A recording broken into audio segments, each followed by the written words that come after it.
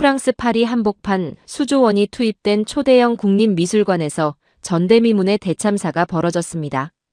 100년 만에 기록적인 폭설과 혹한이 파리를 덮쳤고 실내를 데우기 위해 3천억 원짜리 최첨단 서양식 공조 시스템을 풀가동했습니다.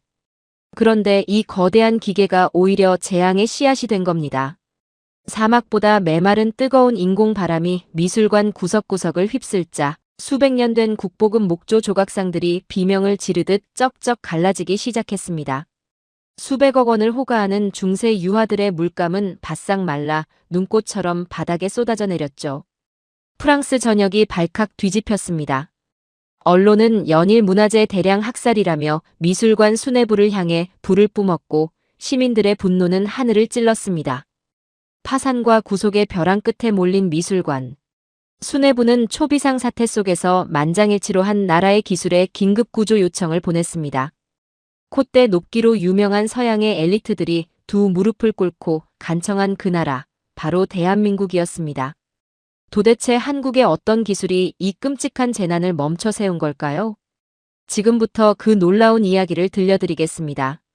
본 사연은 대한민국 온돌의 실제 과학적 원리와 우수성을 바탕으로 시청자 여러분의 흥미와 이해를 돕기 위해 극적으로 재구성한 이야기입니다. 잠깐 시작 전에 구독과 좋아요 한 번씩만 부탁드립니다. 여러분의 작은 응원이 더 좋은 이야기를 만드는 큰 힘이 됩니다. 저는 피에르 아르노입니다. 프랑스 파리에서 4대째 이어져 내려오는 예술 명문 가문의 적통이자 이번에 새로 지어진 초대형 국립미술관의 총괄관장이죠. 솔직히 말씀드리면 저는 태어날 때부터 남들과는 완전히 다른 세상에서 살았습니다. 증조 할아버지께서는 루브르 박물관의 초대 수석 큐레이터를 역임하신 분이시고 할아버지는 프랑스 정부 문화훈장을 받으신 건축의 거장이셨습니다. 아버지 역시 유럽 미술계의 대부로 불리시며 대통령궁 엘리제에서 열리는 국빈 만찬에 초대받는 몇 안 되는 인사 가운데 한 분이셨죠. 저는 그 찬란한 피를 물려받아 25세 소르본 대학에서 미술사 박사 학위를 받았고 30이 채 되기도 전에 프랑스 역사상 최연소 국립미술관 관장으로 임명되었습니다. 제 인생은 처음부터 끝까지 한치의 오차도 없이 완벽하게 설계된 그야말로 한 편의 걸작 그 자체였습니다. 단 한 번도 실패라는 것을 겪어본 적이 없었고 그래서 저는 제 판단이 틀릴 수도 있다는 생각 자체를 해본 적이 없었습니다. 그것이 얼마나 무서운 독인지도 모른 채 말이죠. 수조 원의 국가 예산이 쏟아부어진 이 미술관은 제 가문 150년 역사의 최종 결정체였습니다. 파리 센 강변의 노른자 위 땅 위에 우뚝 솟은 이 건물은 설계 단계에서부터 전 세계 건축계의 뜨거운 주목을 받았죠. 유럽 최고의 석재와 최첨단 강화유리, 그리고 이탈리아 장인들이 한 땀 한 땀 손으로 깎아 만든 대리석. 기둥 360개가 장관을 이루었습니다. 유럽의 기술과 자본이 세상의 중심이라는 것, 그건 저에게 숨 쉬는 것만큼이나 자명한 진리였습니다.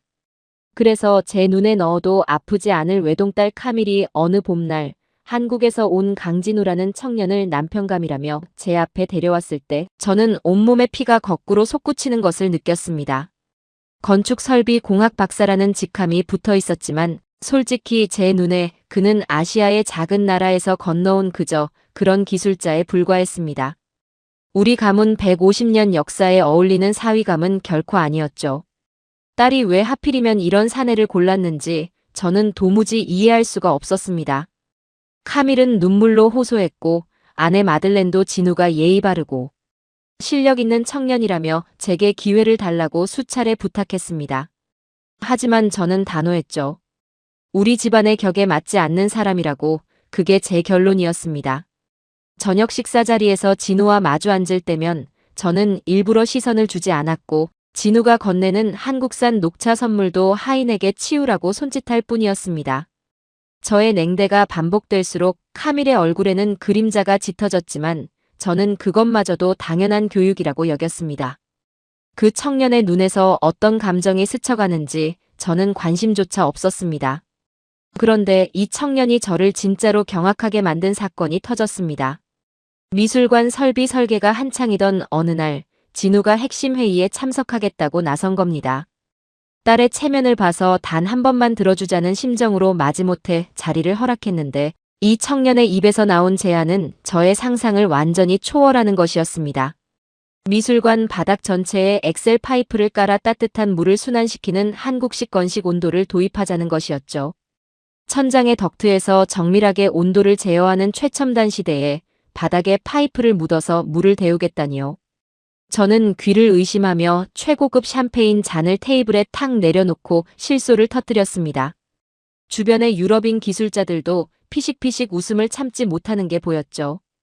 독일에서 온 수석 엔지니어는 노골적으로 고개를 저었고 영국의 공조 설계 전문가는 안경 너머로 진우를 측은하게 바라보았습니다. 저는 그 분위기가 통쾌했습니다.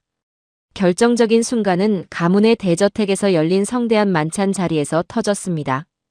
크리스탈 샹들리에가 휘황찬란하게 빛나는 대연회장에 수십 명의 친척과 유럽 각국에서 초대된 귀빈들이 긴 참나무 식탁에 둘러앉아 있었죠.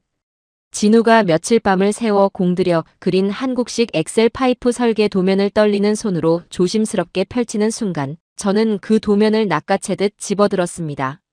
그리고 눈 하나 깜짝하지 않고 벽난로에 활활 타오르는 불길 속으로 내던져 버렸습니다.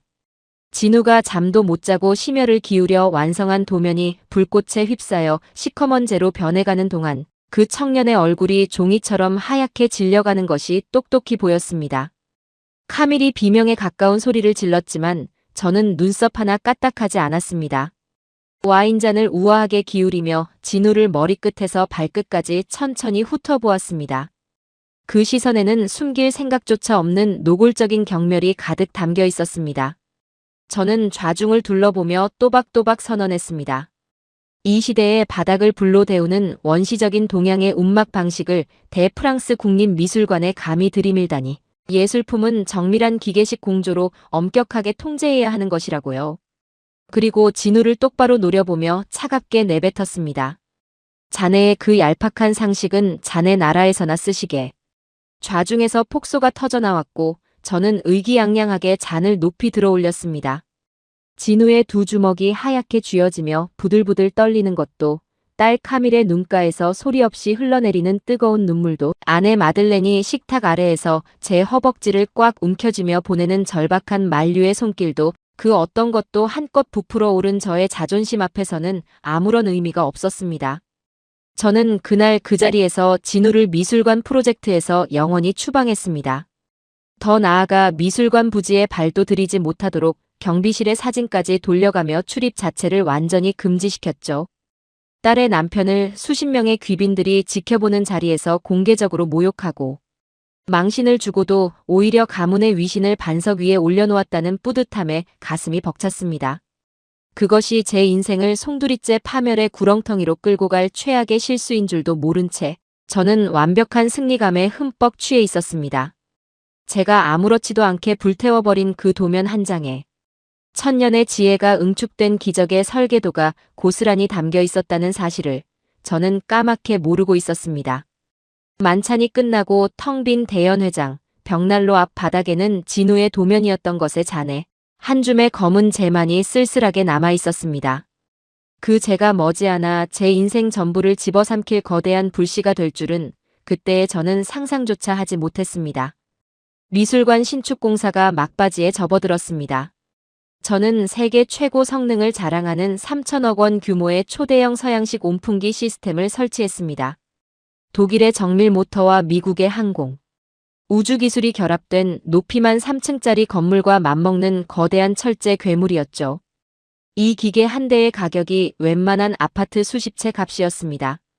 미술관 지하 기계실에 설치된 이 괴물은 굵직한 덕트를 통해 뜨거운 공기를 미술관 곳곳으로 밀어 넣는 방식이었는데 수만 평에 달하는 전시 공간의 온도를 0.1도 단위까지 정밀하게 제어할 수 있다고 독일 엔지니어들이 자신만만하게 보증했습니다. 저는 지하 기계실에 내려가 그 우렁찬 기계 소리를 들을 때마다 이것이야말로 서양 문명이 이룩한 위대한 승리라고 가슴이 벅차올랐습니다. 동양의 원시적인 바닥 난방 따위와는 차원이 다른 기술이라고 스스로를 세뇌하듯 되뇌었죠. 설치 완료 기념 파티에서 저는 샴페인을 터뜨리며 이사진들에게 호언장담했습니다. 이 시스템 하나면 파리에 빙하기가 와도 미술관 안은 봄처럼 따뜻할 것이라고요. 이 사진들은 저의 자신감에 박수를 보냈고 프랑스 문화부 장관까지 직접 현장을 방문하여 격려의 악수를 건넸습니다. 프랑스 언론들도 앞다투어 이 혁신적인 공조 시스템을 대서특필했죠. 저는 세상을 다 가진 듯 하늘 위를 걷는 기분이었습니다. 공사가 진행되는 동안에도 진우는 포기하지 않았습니다. 제가 직접적인 접촉을 완전히 차단해버렸기 때문에 진우는 아내 마들렌을 통해 끊임없이 간곡한 경고를 보내왔죠. 진우는 공기를 강제로 가열해서 밀어내는 서양식. 온풍기가 필연적으로 극도의 건조함과 미세먼지를 유발한다는 점을 수십 차례나 상세하게 설명했습니다. 뜨거운 바람이 공기 중의 수분을 순식간에 증발시키고 습도가 떨어진 공간에서는 나무 섬유질이 수축하며 갈라지기 시작한다는 것이었습니다. 수백 년 된 목조 유물의 섬유질은 급격한 습도 변화에 결코 견딜 수 없고 유화의 물감층 역시 건조한 열풍에 바싹 마르면 갈라져서 쏟아져 내린다며 과학적 데이터까지 첨부해서 보내왔습니다. 복사열을 이용한 온돌 방식이야말로 공기 자체를 태우지 않고 바닥의 열이 사물과 공간을 직접 데우기 때문에 공기의 수분을 빼앗지 않으면서 공간 전체를 균일하게 감싸 안을 수 있는 유일한 해법이라는 것이 진우의 일관된 주장이었습니다. 진우는 한국에서 1000년 넘게 이어져 온 온돌 기술이 단순한 난방이 아니라 인간과 자연이 공존하는 과학적 철학이라며 열정적으로 설명했다고 합니다. 아내 마들렌은 밤마다 침실에서 조심스러운 목소리로 진우의 이야기를 전했습니다. 한 번만이라도 그 기술을 검토해달라고 사위가 보내온 자료만이라도 읽어봐 달라고 간절히 부탁했죠. 하지만 저는 매번 콧방귀를 뀌었습니다. 서양의 방대한 첨단 데이터가 이 시스템의 완벽함을 증명하고 있었으니까요. 독일 엔지니어들이 내놓은 수백 페이지짜리 성능 보고서에는 온도 편차 0.2도 습도 유지율 98%라는 화려한 숫자들이 빼곡하게 적혀 있었습니다. 저는 그 숫자들을 의심 없이 맹신했습니다. 바닥에 파이프를 깔아 물을 데우는 원시적인 방법 따위가 이 수천억 원짜리 첨단 기계를 이길 수 있다는 발상 자체가 모욕적으로 느껴졌으니까요. 저는 그 보고서를 손가락으로 톡톡 두드리며 중얼거렸습니다. 이 안에 담긴 데이터 하나하나가 수백 명의 박사급 엔지니어들이 수십 년간 쌓아올린 결과물인데 고작 바닥에 파이프 깔겠다는 한국인 한 명의 주장이 이것을 뒤집을 수 있다고 생각하는 것 자체가 우스운 일이라고요. 저는 오히려 진우의 출입을 더욱 강력하게 통제해버렸습니다. 미술관은 물론이고 공사 현장 반경 500m 이내에도 얼씬거리지 못하도록 경비 인력까지 따로 배치했죠. 진우가 미술관 근처를 지나기만 해도 즉각 보고하라는 지시까지 내렸습니다. 지금 생각하면 정말 치졸하기 짝이 없는 행동이었습니다. 그리고 아내에게도 엄중하게 경고했습니다. 다시는 그 사람 이야기를 내 앞에서 꺼내지 말라고요. 사실 마들렌은 어린 시절부터 심각한 천식과 만성호흡기 질환을 앓고 있었습니다. 건조하고 먼지가 많은 환경은 그녀에게 독약이나 다름없었죠. 저는 그 사실을 누구보다 잘 알고 있었습니다. 결혼한 지 30년, 저는 아내의 호흡기를 지키기 위해 집안의 습도를 항상 적정 수준으로 유지했고 공기청정기도 최고급으로 들여놓았습니다. 계절이 바뀔 때마다 아내의 호흡이 거칠어지지 않는지 주의 깊게 살폈고 조금이라도 기침을 하면 밤새 곁을 지켰습니다. 그만큼 마들렌은 제 세상의 전부였습니다. 하지만 아이러니하게도 제가 온 심혈을 기울여 지은 그 미술관이 아내의 연약한 폐를 서서히 망가뜨릴 흉기가 될 수 있다는 진우의 경고에 대해서는 철저히 귀를 닫아버렸습니다. 아내의 건강과 직결된 문제라는 것을 알면서도 사위의 말을 받아들이는 것 자체가 저의 자존심이 허락하지 않았던 겁니다. 저는 차라리 틀리더라도 사위 앞에서만은 무릎 꿇을 수 없다고 그런 비뚤어진 고집에 사로잡혀 있었습니다. 공사가 마무리되어 갈 무렵 진우가 마지막으로 한 통의 편지를 마들렌 편에 보내왔습니다. 편지에는 세계 각국의 박물관에서 온풍기 시스템으로 인해 귀중한 유물이 치명적으로 손상된 실제 사례들이 꼼꼼하게 정리되어 있었습니다. 일본의 한 국립박물관에서 온풍기 가동 후 목조 불상에 균열이 발생한 사진, 영국의 한 미술관에서 건조한 열풍에 유화가 방락된 기록까지 빠짐없이 담겨 있었죠. 진우가 이 자료를 모으기 위해 얼마나 많은 시간과 노력을 쏟았을지 그때의 저는 헤아려 볼 생각조차 하지 않았습니다. 그리고 편지의 맨 마지막에는 이런 문장이 적혀 있었다고 합니다. 장인어른, 부디 후회 없는 선택을 하시길 간절히 빕니다.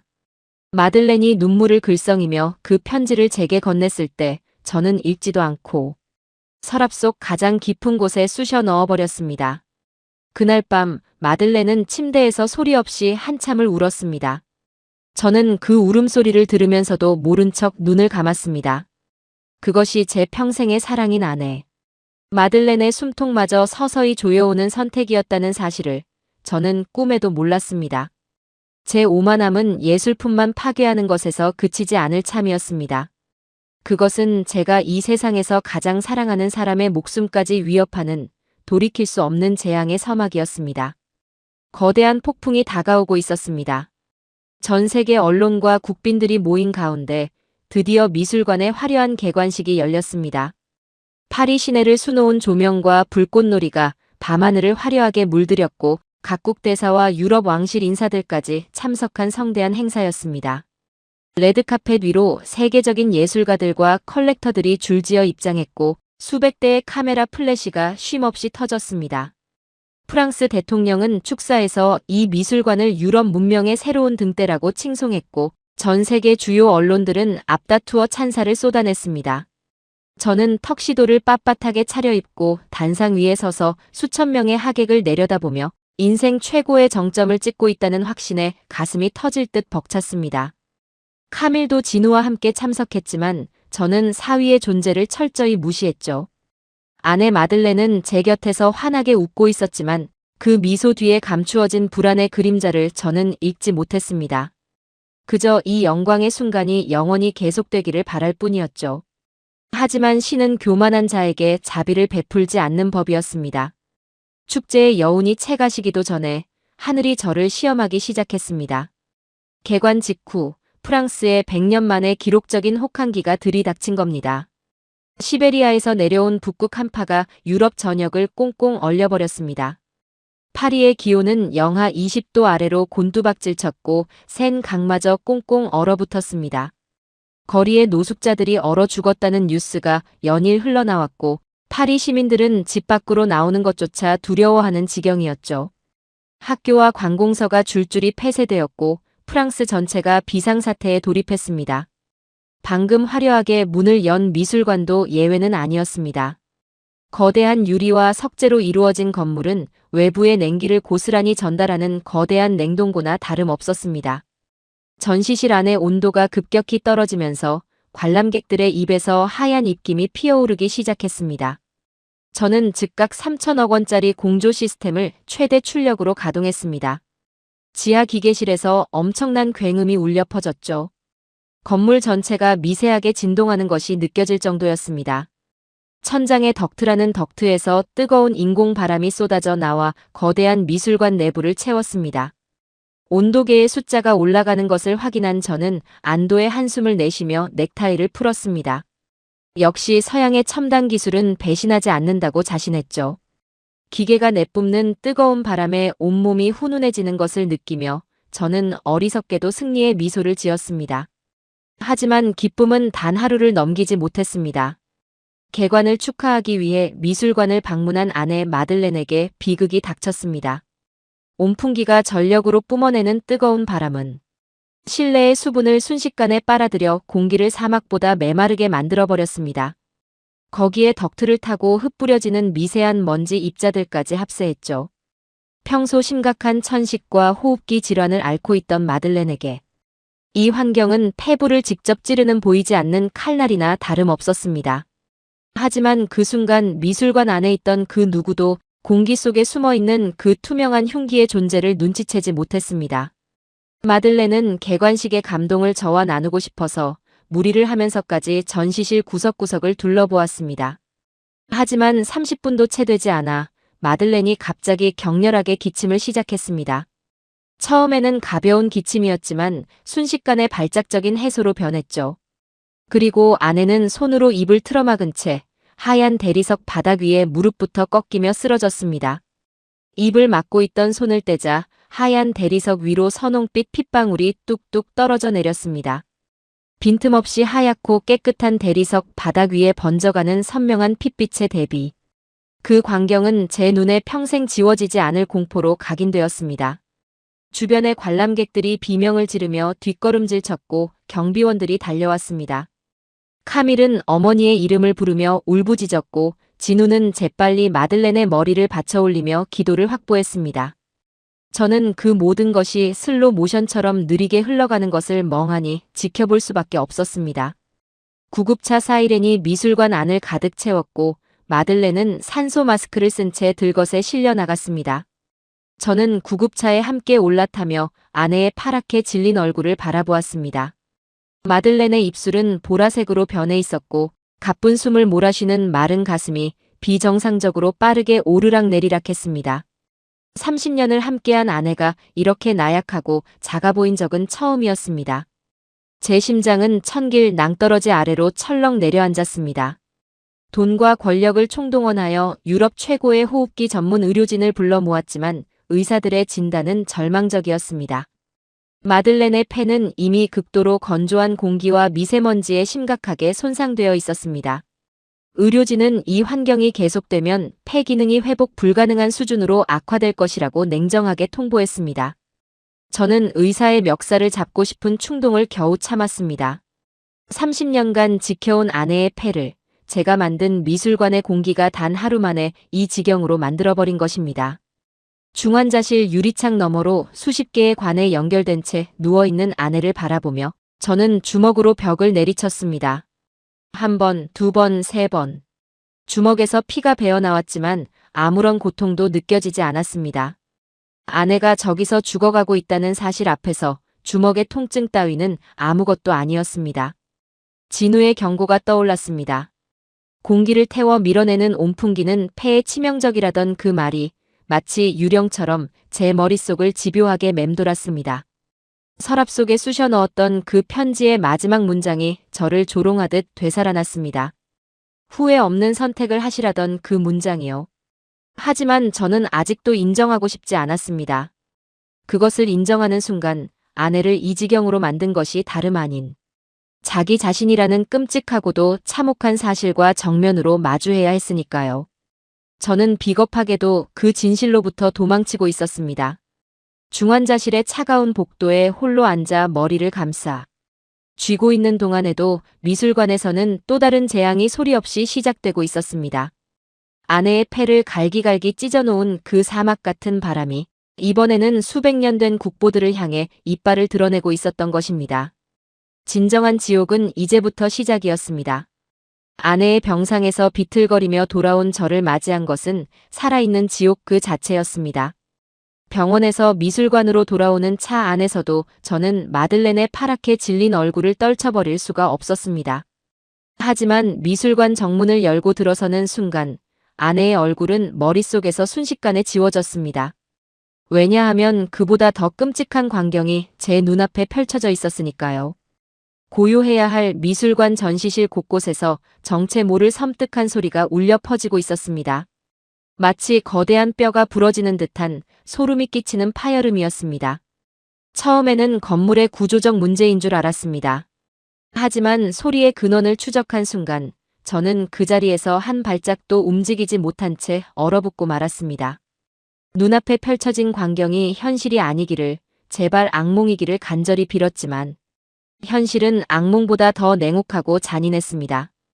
온풍기를 최대 출력으로 풀가동한 지 일주일, 수분기를 완전히 빼앗긴 수백 년 된 르네상스 시대의 목조. 조각상들이 비명을 지르듯 갈라지고 있었던 겁니다. 16세기의 이탈리아의 대가가 손수 깎은 성모. 마리아상의 볼에서부터 이마까지 마치 지진이 난 대지처럼 깊은 균열이 파고들어가고 있었습니다. 나무 속 수분이 온풍기의 뜨거운 바람에 강제로 빨려나가면서 목재의 섬유질이 수축하며 찢어지는 소리였던 것입니다. 그 소리를 한번 듣고 나면 평생 잊을 수가 없습니다. 마른 뼈가 부러지는 소리와 낡은 가죽이 찢어지는 소리의 중간쯤 인간의 본능적 공포를 자극하는 그런 소리였죠. 그 소리는 텅 빈 전시실의 높은 천장에 부딪혀 메아리치며 배로 증폭되었고 마치 유물들이 저를 향해 저주를 퍼붓는 것처럼 들렸습니다. 목조상만이 아니었습니다. 수백억 원을 호가하는 중세 유화들의 상태는 더욱 처참했습니다. 캠퍼스 위에 수백 년간 겹겹이 쌓아올린 유화 물감층이 바싹 마른 가뭄의 논바닥처럼 갈라지더니 마치 죽은 사람의 피부에서 각질이 일어나듯 후두득 후두득 떨어져 내리기 시작한 겁니다. 하얀 대리석 바닥 위에 형형색색의 물감 가루가 눈처럼 쌓여가는 광경은 차라리 비현실적이었습니다. 1,000만 유로가 넘는 명화의 일부가 가루가 되어 바닥에 흩뿌려지는 것을 두 눈 뜨고 지켜봐야 하는 고통은 상상을 초월하는 것이었습니다. 저는 바닥에 떨어진 물감 조각을 손바닥에 올려놓았습니다. 500년 전의 화가가 붓끝에 혼을 담아 올린 그 물감이 제 손바닥 위에서 사르르 부서져 가루가 되었습니다. 그 순간 저는 차마 말로 표현할 수 없는 공허함에 사로잡혔습니다. 큐레이터들이 비명을 지르며 달려왔지만 손끝으로 물감 가루를 만지는 순간 바스락거리며 더 잘게 부서져 내렸습니다. 복원은커녕 만지는 것조차 허락되지 않는 지옥이었습니다. 80세의 원로 복원사가 바닥에 주저앉아 눈물을 흘렸습니다. 자신이 50년간 지켜온 명화들이 눈앞에서 죽어가는 것을 속수무책으로 바라봐야 했으니까요. 저는 그 노인의 등을 바라보며 숨이 막혔습니다. 서양의 첨단 기술이라 자부했던 온풍기가 국보들을 가루로 분쇄하는 살상 무기로 돌변한 것입니다. 저는 머리카락을 쥐어뜯으며 미칠 것 같았습니다.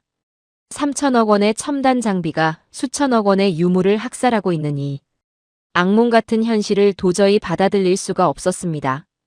당장 기계를 끄면 영하 20도의 혹한의 유물들이 얼어 터질 것이고 기계를 계속 돌리면 건조함에 바스라져 가루가 되는 진퇴양난의 끔찍한 딜레마에 빠져버린 겁니다. 끄지도 켜지도 못하는 지옥. 어느 쪽을 선택해도 수백억 원어치 국보가 파괴되는 최악의 상황이었습니다.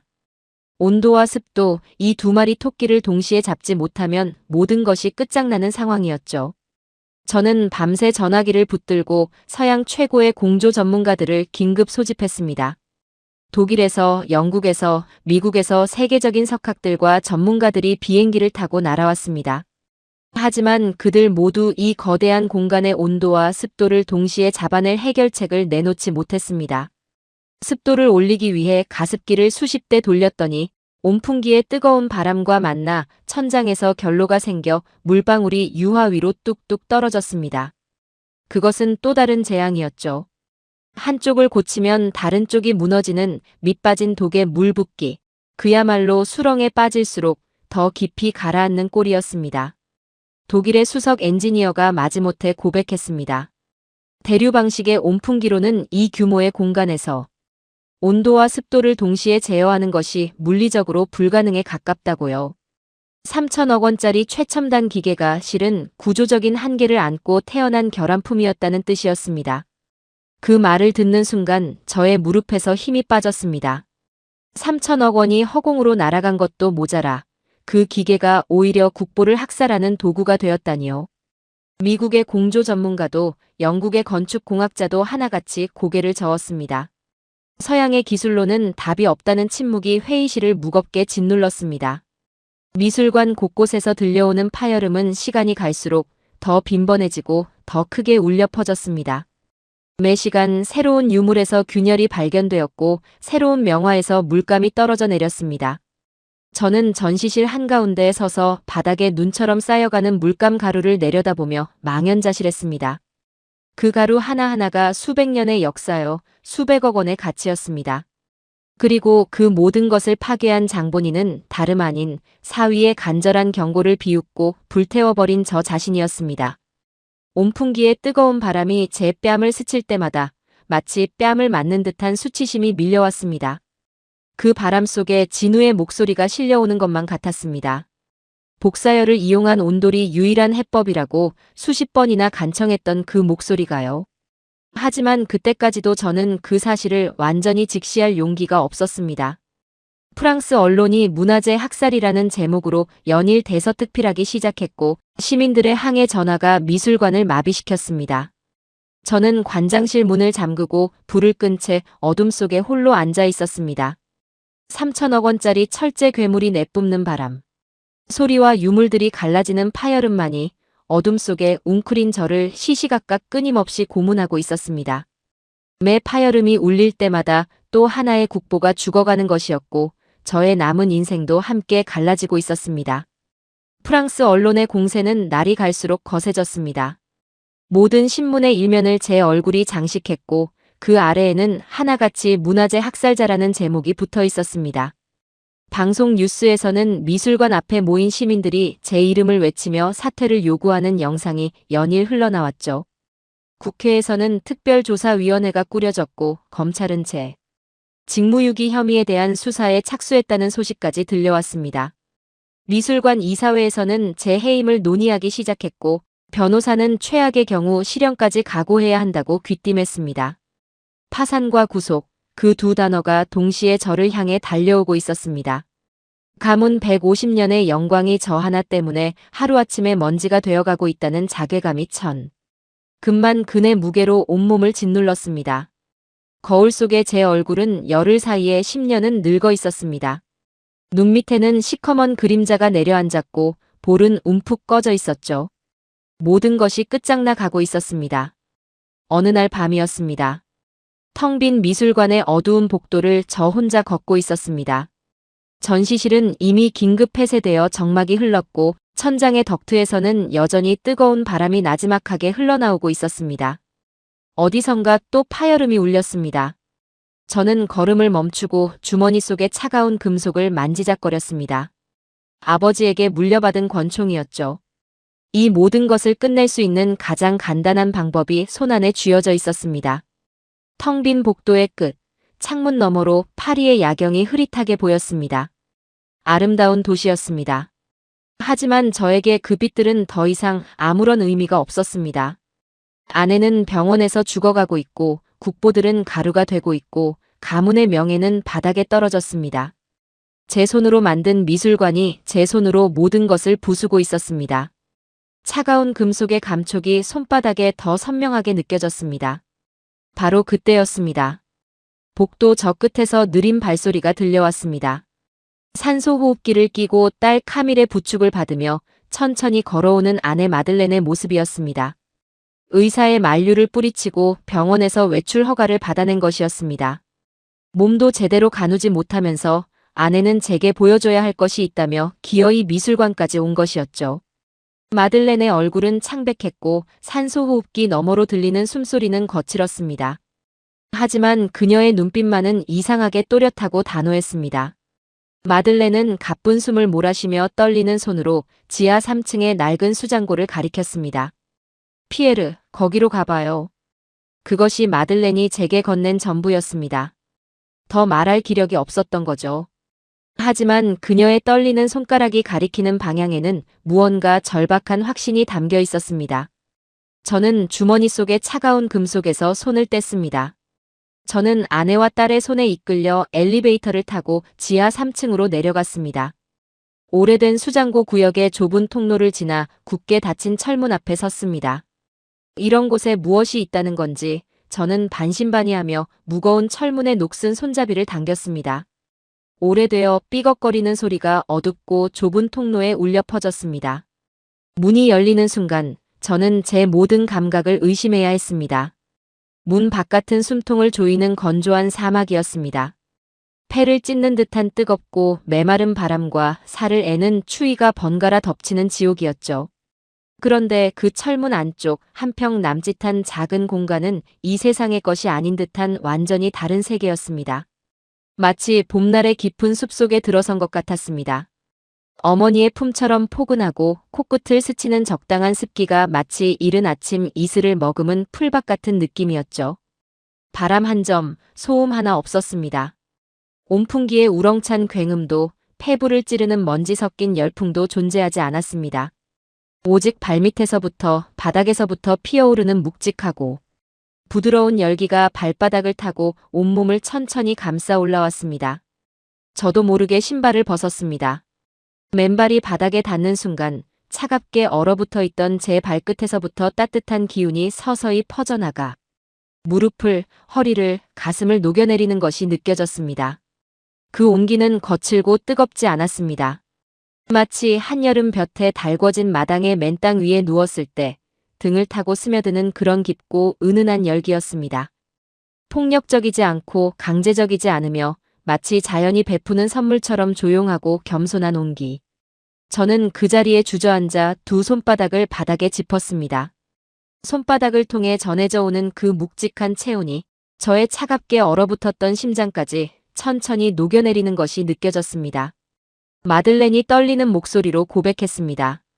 자신이 미술관에서 쓰러지기 전 사위 진우의 간절한 눈빛을 끝내 외면할 수가 없어서 제 몰래 사비를 털어 이 작은 공간에 온돌 시스템의 시범 설치를 허락해 두었다고요.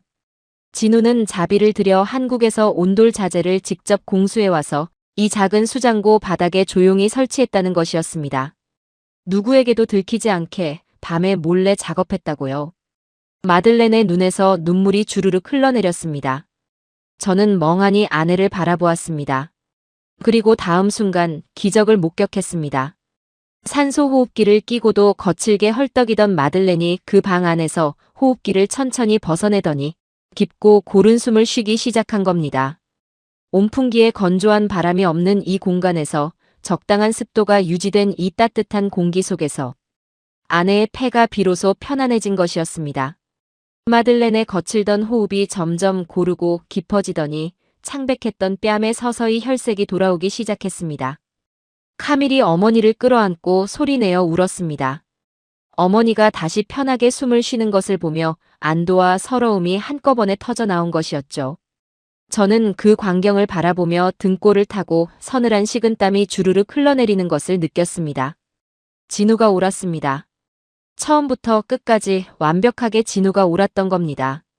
바닥을 데워 공간 전체를 포근하게 감싸는 이 기적 같은 기술이 제가 벽난로에 내던져 태워버린 그 도면 속에 담겨 있었습니다. 저는 따뜻한 바닥 위에 무릎을 꿇은 채 소리 없이 눈물을 흘렸습니다. 오만함이 깨지는 소리는 유물이 갈라지는 소리보다 더 크고 더 처절하고 더 아팠습니다. 그 따뜻한 한 평짜리 방은 지옥 한가운데에 놓인 유일한 노아의 방주였습니다. 그리고 그 방주를 만든 사람은 제가 모욕하고 내쫓은 한국인 사위 강진우였습니다.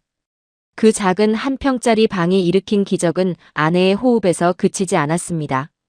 저는 다급하게 큐레이터들을 불러 모아 가장 심하게 갈라지고 있는 목조상 하나를 급히 그 방으로 옮기도록 지시했습니다. 17세기 프랑스 장인이 참나무를 깎아 만든 천사상이었는데 머리부터 발끝까지 거미줄처럼 균열이 퍼져 있어 조금만 건드려도 산산조각이 날 지경이었죠. 큐레이터들이 온 신경을 곤두세우며 조심스럽게 천사상을 운반했습니다. 손끝이 닿을 때마다 나무 파편이 우수수 떨어져 내려 모두의 간담을 서늘하게 했습니다. 만약 이동 중에 부서지기라도 하면 수백억 원의 가치가 한순간에 사라지는 것이기에 모두가 숨을 죽이고 한 발 한 발 조심스럽게 움직였습니다. 천사상이 온돌 방 안에 자리를 잡은 뒤 저는 밤새 그 앞에 앉아 지켜보았습니다. 처음 서너 시간 동안은 아무런 눈에 띄는 변화가 없는 것처럼 보였습니다.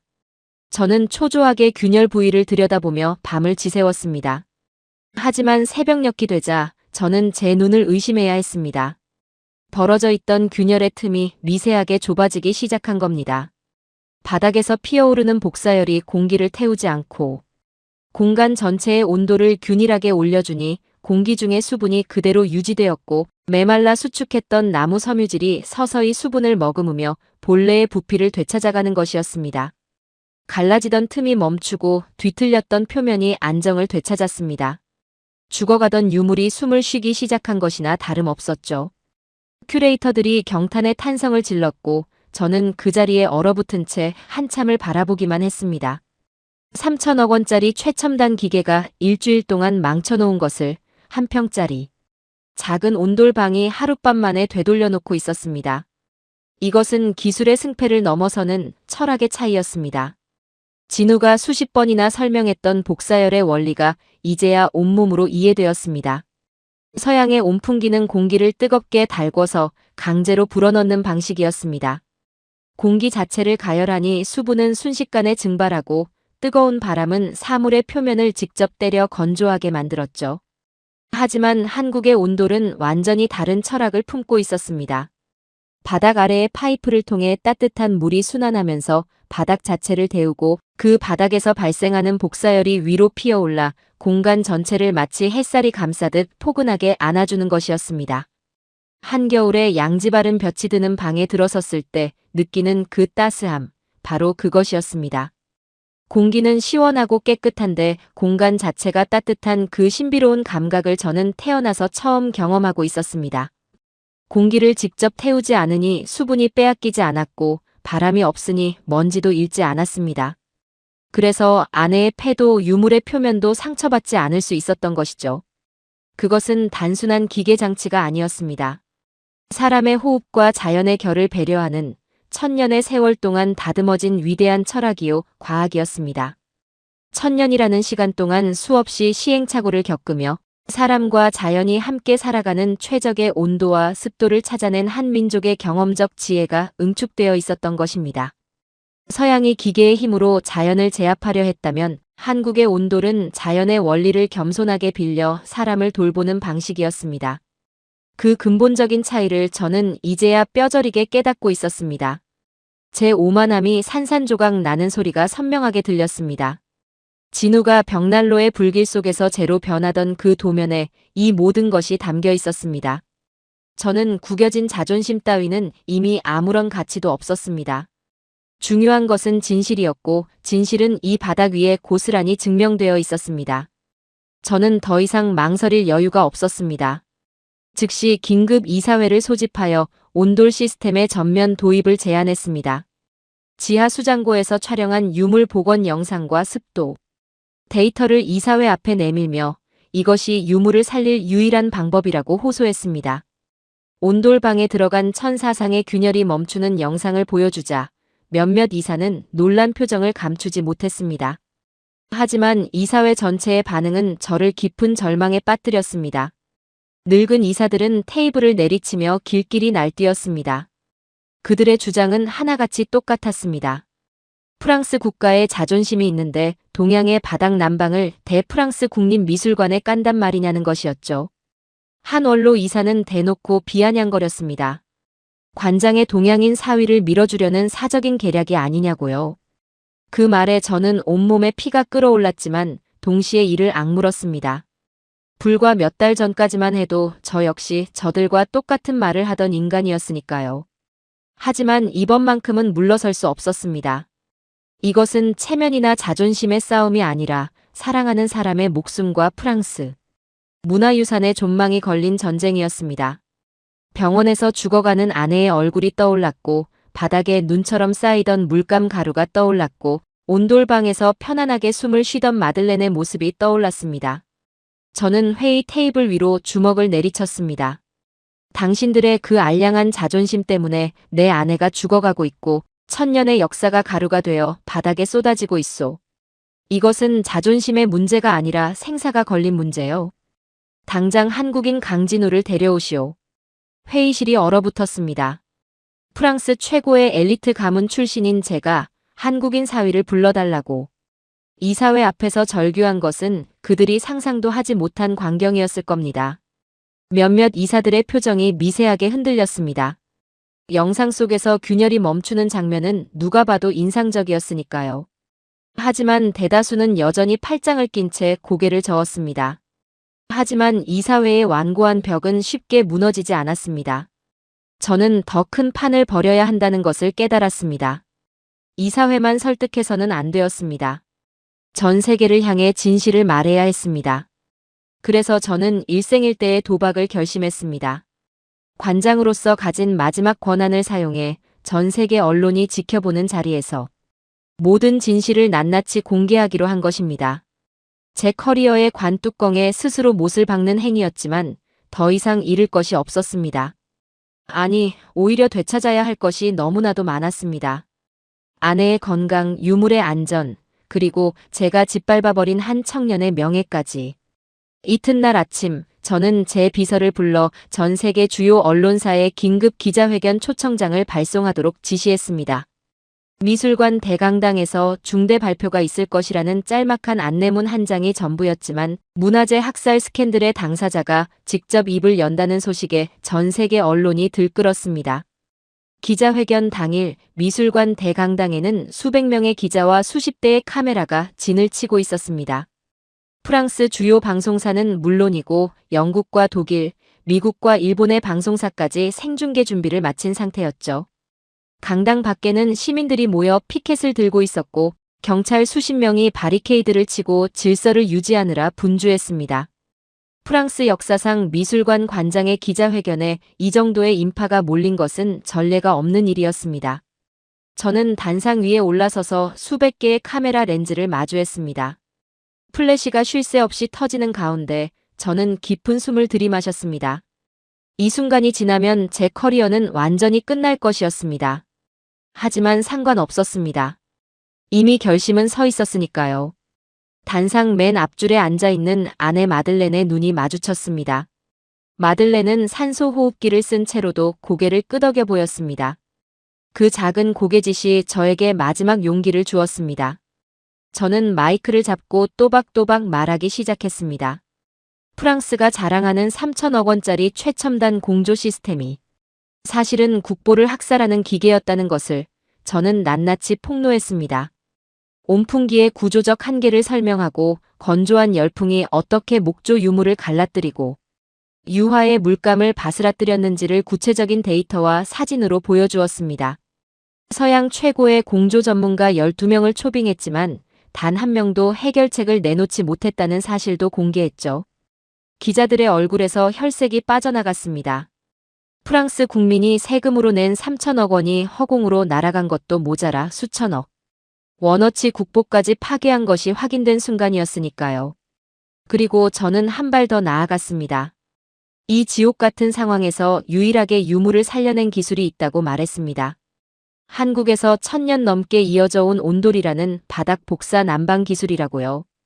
지하 수장고에 설치된 한 평짜리 온돌 테스트룸에서 갈라지던 목조상의 균열이 멈추고 산소 호흡기 없이는 숨도 쉬지 못하던 제 아내가 편안하게 호흡을 되찾은 기적을 영상으로 공개했습니다. 강당이 술렁거렸습니다.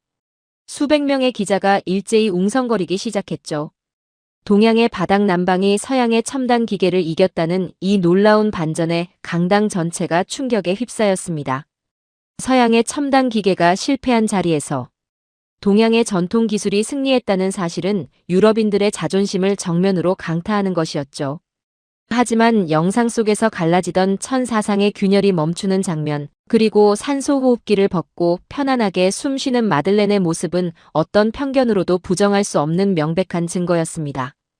그때 저는 단상 아래의 맨 앞줄에 조용히 앉아있는 한 사람을 바라보았습니다. 제 사위, 강진우였습니다. 카밀이 옆에서 진우의 손을 꼭 잡고 있었죠. 진우의 표정은 담담했습니다. 원망도 분노도 승리감도 없었습니다. 오직 걱정스러운 눈빛으로 저를 올려다보고 있을 뿐이었습니다. 그 눈빛을 마주한 순간 저의 안에서 무언가가 와르르 무너져 내렸습니다. 벽난로에서 그의 도면을 태우던 그날 밤 하얗게 질려가던 진우의 얼굴이 떠올랐습니다. 만찬장에서 수십 명의 귀빈 앞에서 그를 조롱하던 제 목소리가 귀에 울렸습니다. 그 모든 모욕을 당하고도 이 청년은 자비를 들여 몰래 온도를 설치하고 아내의 목숨을 지켜주었습니다. 저는 이 사람에게 무엇을 한 겁니까? 저는 마이크를 내려놓았습니다. 그리고 단상에서 천천히 내려왔습니다. 수백 대의 카메라가 저를 따라갔습니다. 저는 진우 앞으로 걸어갔습니다. 한 걸음 한 걸음. 그리고 전 세계가 지켜보는 가운데 프랑스 최고의 예술 가문 4대째 적통이자 국립 미술관 총괄관장이라는 화려한 껍데기를 모조리 집어 던지고 저는 두 무릎을 꿇었습니다. 차갑고 딱딱한 대리석 바닥 위에 두 무릎이 닿는 순간 천장의 플랫이 세례가 폭풍처럼 쏟아졌습니다. 하지만 그 어떤 소리도 제 귀에 들어오지 않았습니다. 오직 눈앞에 진우만이 보였습니다. 저는 떨리는 목소리로 하지만 또렷하게 한마디 한마디에 온 힘을 실어 말했습니다. 용서하게, 진우. 내가 틀렸네. 내 오만함이 모든 것을 망쳤어. 자네의 도면을 불태운 것도, 자네를 모욕한 것도 전부 내 어리석음이었네. 제발 자네의 조국, 한국의 기술로 내 아내와 이 나라의 역사를 구해주게. 저는 체면도 지위도 잊은 채 짐승처럼 오열했습니다. 코와 눈에서 물이 쏟아져 내렸고 어깨가 주체할 수 없이 들썩거렸습니다. 3천억 원짜리 온풍기가 해내지 못한 것을 한 평짜리 온돌방이 해냈다는 처절한 자각이 저의 온몸을 뒤흔들었습니다. 제가 무릎 꿇은 그 차가운 대리석 바닥이 진우가 따뜻하게 바꿔줄 바닥이라는 것을 저는 알고 있었습니다. 그리고 그것이 간절히 기다려졌습니다. 진우는 자리에서 일어나 묵묵히 저에게 다가왔습니다. 그리고 아무 말 없이 제 떨리는 어깨를 두 팔로 감싸 안았습니다. 진우의 품에서 전해지는 체온이 마치 온돌의 복사열처럼 따뜻했습니다. 이 사람의 마음은 처음부터 이렇게 따뜻했구나 하는 생각에 가슴이 미어졌습니다. 진우가 제 귀에 대고 낮은 목소리로 말했습니다. 장인어른, 한국의 온돌은 사람을 살리는 기술입니다. 지체할 시간이 없습니다. 당장 시작하겠습니다. 그 짧은 한마디에 강당 전체가 눈물바다가 되었습니다. 카밀은 두 손으로 입을 틀어막고 소리 죽여 울었고 기자들 사이에서도 코를 훌쩍이는 소리가 여기저기서 터져나왔습니다. 생중계를 보던 프랑스 전역의 시청자들도 눈물을 쏟았다고 나중에 들었습니다. 그날의 기자회견은 프랑스 방송 역사상 가장 높은 실시간 시청률을 기록했다고 합니다. 오만했던 한 남자가 진심으로 무릎 꿇는 모습이 그토록 많은 사람의 가슴을 울렸던 것이죠. 하지만 그 순간에 저에게 시청률 따위는 아무 의미가 없었습니다. 제게 중요한 것은 단 하나, 진우가 제 어깨를 감싸 안아주었다는 사실뿐이었습니다. 그 따뜻한 포옹 속에서 저는 비로소 진정으로 가족이 된 기분을 느꼈습니다. 기자회견이 끝나자마자 진우는 눈물을 닦을 틈도 없이 곧장 행동에 들어갔습니다. 한국에 긴급 연락을 취해 대한민국 최고의 온돌 기술진과 자재를 공수하기 시작했죠. 기자회견 영상이 전 세계로 퍼져나가자 한국의 건축 설비 업계가 들끓었습니다. 프랑스 국립미술관이 한국의 온돌 기술을 공식 요청했다는 소식에 대한민국의 네로라 하는 온돌 전문 기업들이 너도 나도 참여 의사를 밝혀왔습니다. 이틀 만에 인천공항에서 대형 화물기 3대가 파리를 향해 떠났습니다. 그 안에는 한국 최첨단 조립식 건식 온돌 모듈 수만 장과 최정예 기술진 50여 명이 타고 있었습니다. 한국 기술진들은 비행기에서 내리자마자 곧장 미술관으로 향했습니다. 시차 따위는 안중에도 없다는 듯 눈빛이 형형하게 빛나고 있었죠. 자재가 미술관에 도착한 날, 저는 진우의 곁에서 그 모습을 지켜보았습니다. 한국에서 온 기술진들은 놀라운 속도로 움직이기 시작했습니다. 이들이 가져온 조립식 건식 온돌 모듈은 제가 상상했던 것과는 완전히 달랐습니다. 원시적인 파이프 묶기가 아니었습니다.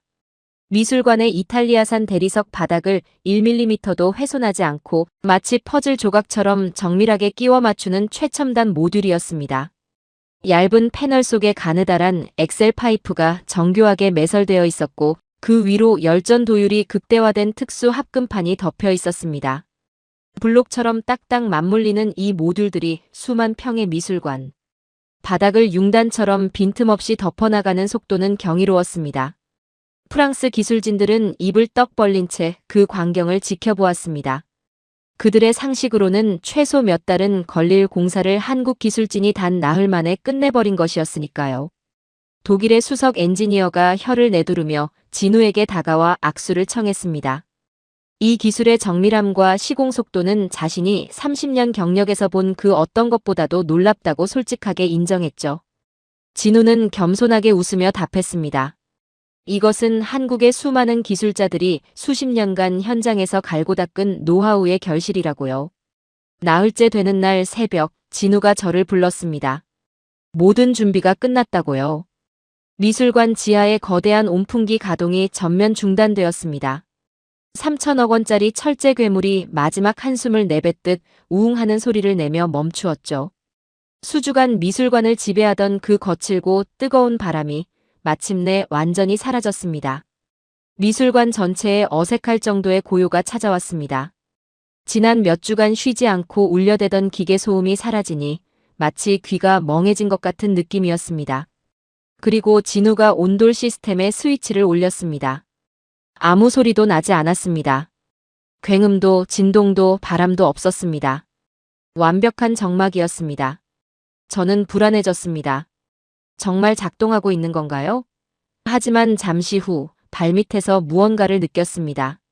아주 천천히, 아주 부드럽게 바닥으로부터 은은한 온기가 피어오르기 시작한 것입니다.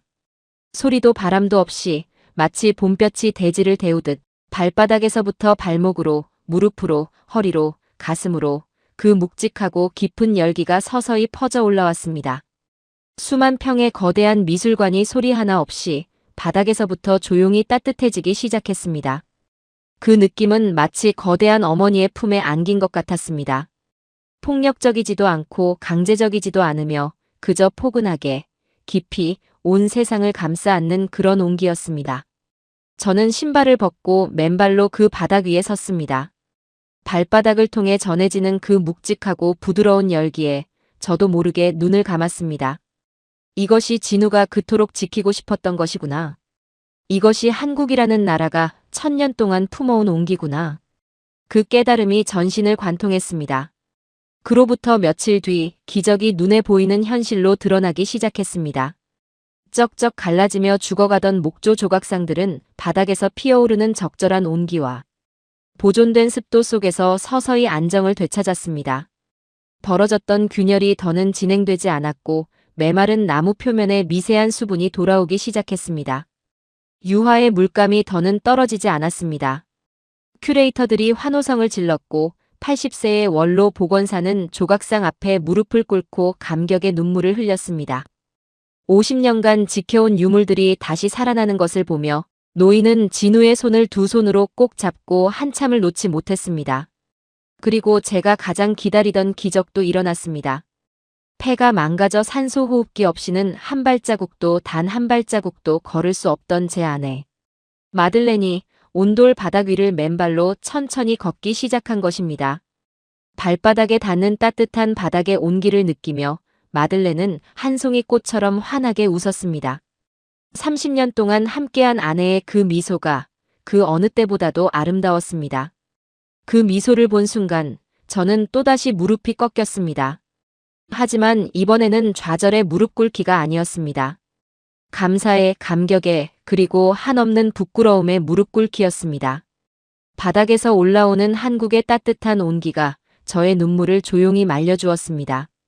카밀이 달려와 저와 마들렌, 그리고 진우를 한꺼번에 끌어안았습니다.